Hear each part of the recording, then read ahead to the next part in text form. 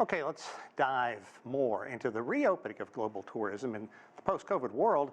And I'm joined now by Michael Taylor. He is the Managing Director, Travel, Hospitality, and Retail at J.D. Power and has years of experience with major airlines, rental car companies, a lot you've done. So thanks very much for taking the time. We certainly appreciate it. You're quite welcome, Sean. Let's get into this. Now, we know tourism is one of the linchpins of the U.S. economy, and many others. How important is it, and how do current numbers compare to pre-pandemic levels? We talked about it just a bit, but what are we looking for in the U.S.? Well, very much what was discussed in your previous segment is that travel within the United States is very robust. Internal travel, that is. It's about 91 and 93% of 2019 levels, which was, in fact, a record year for travel. What is missing is that contingent coming from outside of the United States to come into the United States, spend that foreign money converted into dollars to help our economy and also provide enjoyment for those travelers. And that's missing because there's a kind of somewhat of an asymmetry with the rules for COVID. For example, next week I'm going to Scotland to play golf. I have no problem getting into Scotland, but I'm going to have to find a COVID test and test negative before I come home. And if I do test positive for COVID, I really don't know what's going to happen. I'll have to find a place to stay and then change all my airfare. And that is the problem. That's what's keeping people from entering the United States and having free travel across these borders. Yeah, potentially see more holes in your future. Now, is revenge travel helping bring people back? Everybody who's just been sitting on their hands for the past 2+ years, ready to get out and do something. Yes. I call it animal spirits travel. People are just willing to go. And it's kind of flies in the face of the economics. The prices of airfare are up dramatically, in some cases double what they were back in 2019, yet we still see very heavy demand.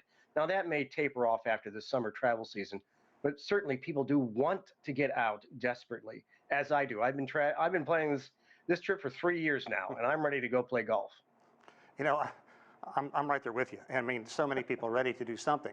And as if COVID wasn't enough. You talked about it briefly. Inflation, what is that doing to summer travel? And of course, the price of fuel. That means airline tickets are much steeper.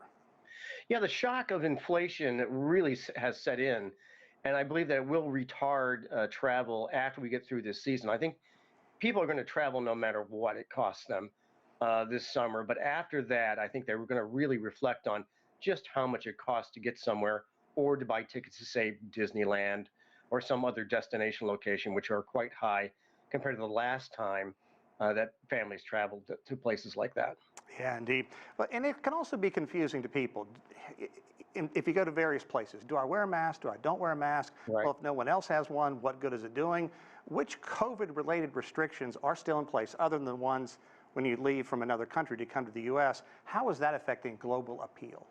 Well, technically, you're supposed to be wearing a mask in airports in the United States still.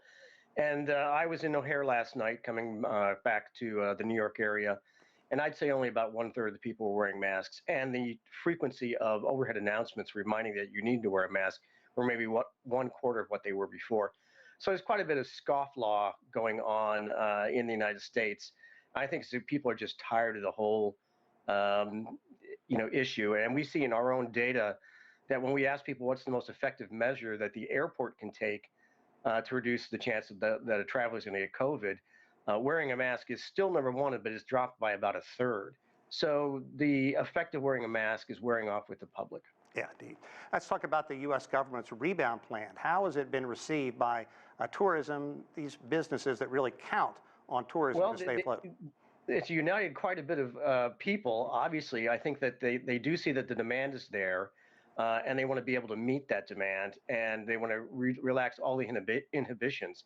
So they are putting what we call a full court press on in the United States, pressuring the White House, pressuring Congress to repeal these laws. And in the past, the administration has been very quick when they see an advantage to repealing laws that would make them popular with the population.